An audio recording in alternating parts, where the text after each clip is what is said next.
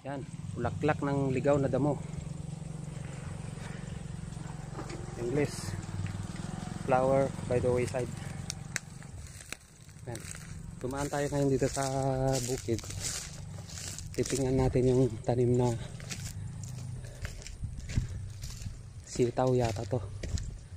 Oo, sitaw. Saka mga okra ito. Yan, sitaw yan. Katabi niya sa bandang baba yung okra.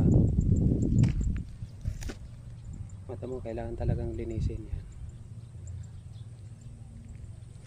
Ito mga sitaw ay okra.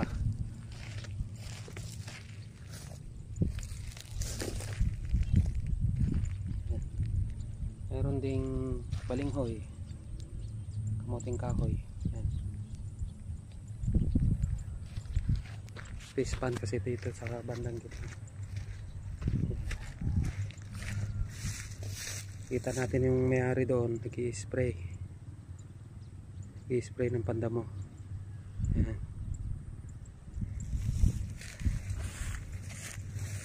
Ayun mga tanim niya.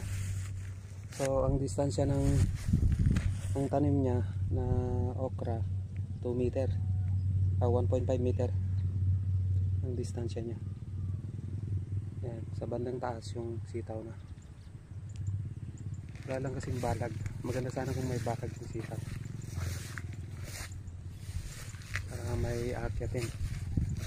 Gustong gusto kasi ng sitaw na yan yung makyat.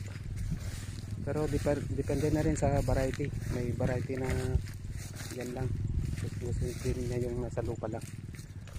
Yan. Maganda yung tubo kasi itong klase ng lupa na to. Yan. Yung klase ng lupa. Itim siya. Yung clay loam. Mabuhagag din. Yan. Madaling makapasok yung ugat pagka nagtalim ka sa klase ng lupa na yan.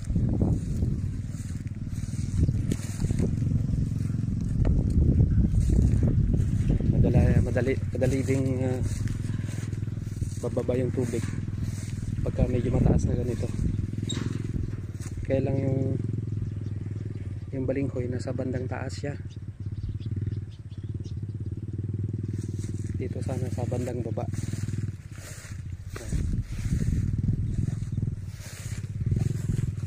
Ito yung nasa bukid ko. Ito yung golden kuhol. Itim na nga, hindi na gold to. Pero napaka peste nito sa mga tanim na palay. Ayan yung itlog nya. Pag nangingitlog sila yan dyan sa bandang taas, baba ng tubig nandyan. Kanapisa, yan, babagsak na lang sa lupa. Ganda ng kulay niya kasi pink na pink. Yan, parang grapes. Yan. Ganda yung panahon ngayon, maaraw.